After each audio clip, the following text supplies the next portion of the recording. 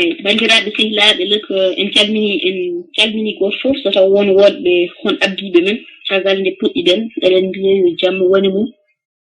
jaam wonɗo woni ɗo ettoɗen résumde tongude ko kalanoɗen ko e pulaar mbele goɗɗo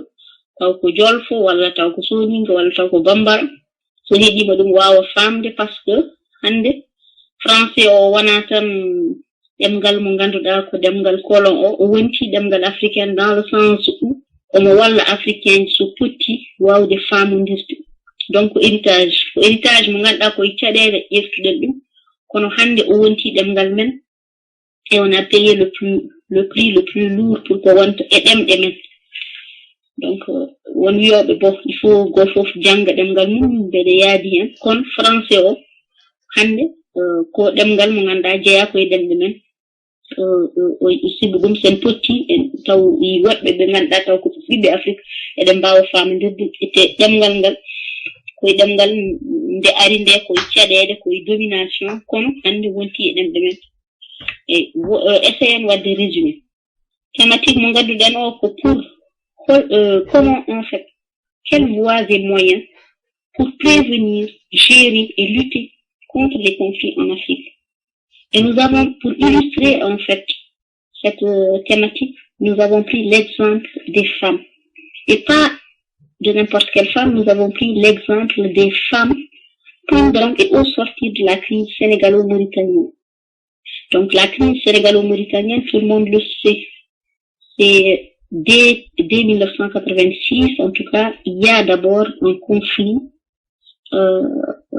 à l'intérieur de la Mauritanie par rapport à diverses problématiques liées à l'histoire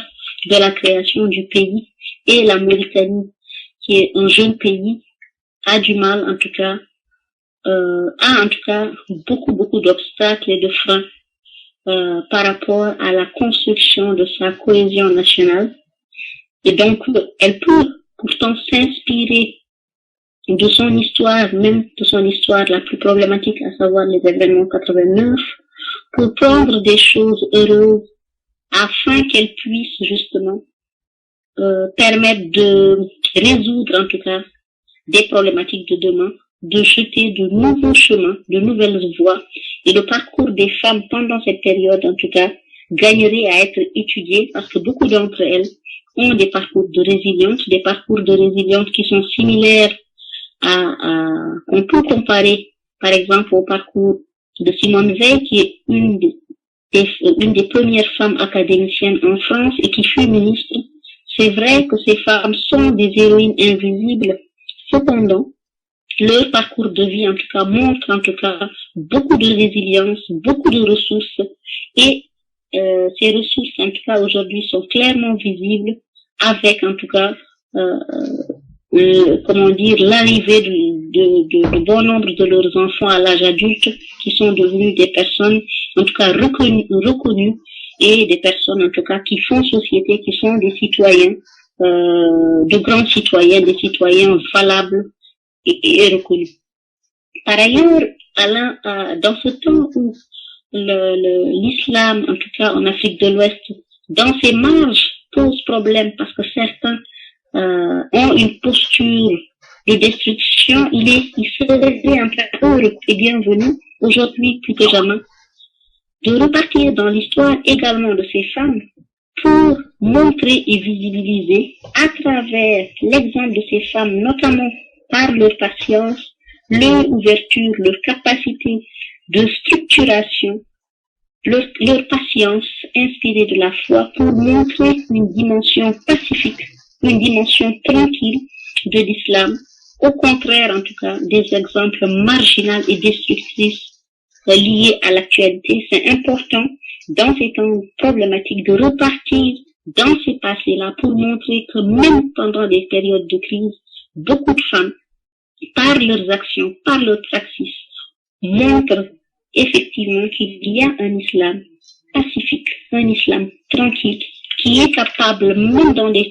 temps de crise, même dans des temps de destruction, de créer de la structuration par des alternatives pacifiques, mesurées, responsables, tranquilles. Ces femmes l'ont montré et c'est important de le ressortir. Par Par ailleurs, l'exemple et le parcours de ces femmes aussi apportent à la sociologie locale ouest-africaine, à la sociologie africaine et à la sociologie tout simplement. D'abord, une sociologie micro, lorsqu'on repart dans le parcours de ces femmes-là, on se rend compte qu'au niveau psychologique, qu'au niveau sociologique, qu'au niveau anthropologique, il y a en tout cas des leçons à tirer, et également d'un point de vue macro, dans le sens où ce sont quand même des centaines, voire des milliers, qui ont développé ces postures de résilience, ces postures de patience, mais c'est pas une patience sans source, mais c'est une patience qui s'inspire, qui prend ses racines dans l'islam, dans la foi. C'est une foi qui nourrit la patience de ces femmes, et cette patience est inspirée de leur foi. Et c'est important, c'est là où on peut parler effectivement d'islam pacifique, parce que c'est pas une patience, ce sont pas des femmes qui tiennent comme ça. Elles tiennent parce que il y a quelque chose qui les tient. Et ce quelque chose qui les tient vient de leur foi, elle vient de l'islam. C'est important de le dire. Et donc, en termes de méthodologie, la sociologie africaine gagnerait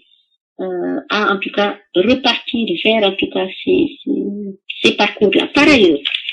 en termes de socialisation et d'éducation, beaucoup de courants sociologiques ou psychologiques disent qu'un enfant se construit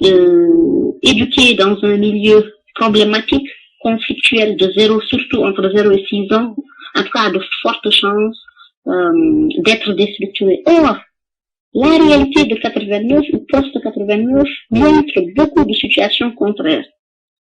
Beaucoup d'enfants, beaucoup de familles ont vécu des situations extrêmement problématiques et pendant un temps long, c'est-à-dire des années. Et malgré cela, les enfants qui ont été socialisés, éduqués dans ces temps problématiques ont pu devenir des gens équilibrés, des gens de référence, des gens qui font citoyenneté. À ce moment-là, je pense qu'effectivement, en termes de socialisation et d'éducation, ce temps gagnerait à être étudié dans le champ de la recherche afin justement d'enrichir la sociologie locale, voire universelle. Et nous avons conclu par l'importance des manques dans toute socialisation et éducation, c'est-à-dire que les manques construisent, contrairement aux attendus, c'est pas parce qu'un enfant ou un individu a tout qu'il va s'en sortir. Au contraire, c'est en lui disant parfois que cela n'est pas possible ou qu'on n'a pas cela, en le privant de certaines choses, qui va en tout cas très tôt intégrer que la vie est faite effectivement de force, mais également de limites et donc de manque. Donc voilà, en résumé en tout cas, notre propos d'aujourd'hui en français, mais nous allons revenir en poulard parce que voilà, la radio, les débats se font en poulard, donc on va pas s'attarder sur cette traduction.